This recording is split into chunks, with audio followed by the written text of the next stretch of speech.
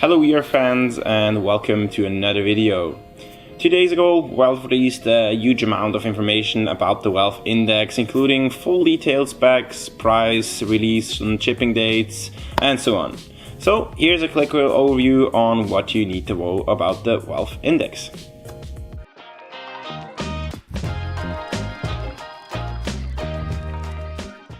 So let's get to the important stuff first, the specifications. First to the display. They actually have two displays and the resolution is 1440 x 1600, which is pretty high for a VR headset. And what is kind of surprising is that they use the LCD technology for those displays, because LCDs are known to have not very well blacks in their display, but I'm guessing they used an LCD technology because of the refresh rate, because it's quite high with a base refresh rate of 120 Hz. And there's even an experimental option to go up to 144 Hz, which I think is definitely good because it will feel more immersive than just 80 or 70 Hz from other glasses.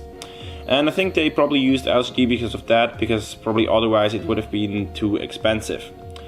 But yeah, this is definitely a cool thing with the refresh rate, and they also have a bigger field of view than the HTC Vive. On their website they tell that they have 20 degrees more field of view, so that would be 130, which is kind of what we expected, but is still good to see. They also have an IPD slider, and you can, I think the range is from 85 to 70 millimeters, so that's also something very nice. Tracking. So they still use the same tracking, like the outside-in tracking, like on the HTC Vive, but they have new base stations called Lighthouse 2.0 or SteamVR 2.0. The new index is still compatible with the old ones, but from what I've heard, they are not mixable. So that means you can't have one old one and one new one. But it's still nice that they're still compatible with the old ones. So if you already have an HTC Vive, you don't need to change your setup, or you can save money without buying another base station. This is something that I'm really looking forward to, and it is the Valve Index controllers, or they used to be called Knuckles. One thing that I really like about them is that they have a strap around your hand, so if you throw something, you can actually let go of your hand and the controller sticks to your hand, which I think is a really cool idea, and you can just do a lot more hand movements. Additional to that, they have finger tracking for every finger, and they also have a mechanic where it can measure how much pressure you're giving on the grip, so you can grip harder or softer, and the controller will measure that, which is pretty cool.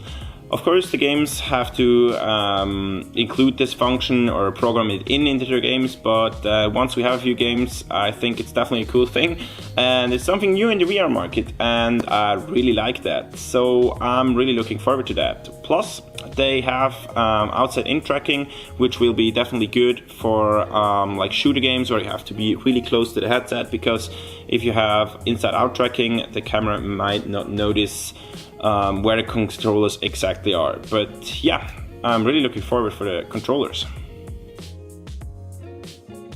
What is also kind of new on this headset is the headphones, because they don't use traditional headphones like these ones on the Oculus Rift. They use something called off-ear headphones, which means they're not directly on your ear. They have a little distance between your ear. And the reason why they're doing that is they're trying to give a more natural sound while you're playing. So it should sound like it's actually coming from the outside world and not just from a headset that is stuck on your head. I've never tried this before, and I'm excited to see how good it is when we finally have one right here. And the last hardware thing I want to talk about is the expansion slot.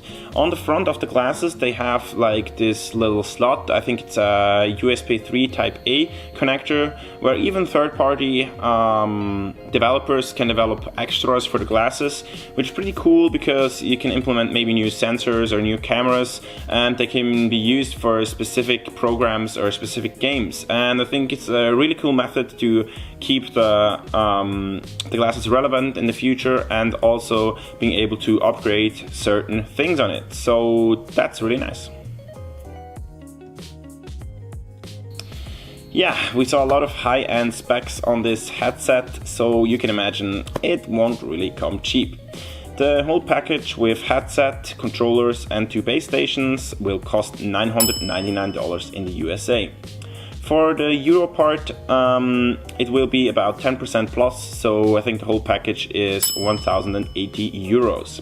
You can also buy the parts by themselves, and I think the headset is $500, the controllers $280, and 1 base station $150. The complete package will be shipped on August 31st. And what kind of is strange here, that if you order the parts by themselves, like separately, you can get it earlier, because the headset is, I think, will be shipped on July 31st, and the other parts even earlier. So I don't know why they did that, but that is what the website is telling right now. So yeah, that's about the price and the release dates. I hope this video was helpful for you guys, and you got a kind of like overview on what this headset will be and when it will come out, and of course what it will cost. So I hope you tune in next time when we review different headsets or show some gameplay footage or game reviews, and yeah, see you next time. Bye guys.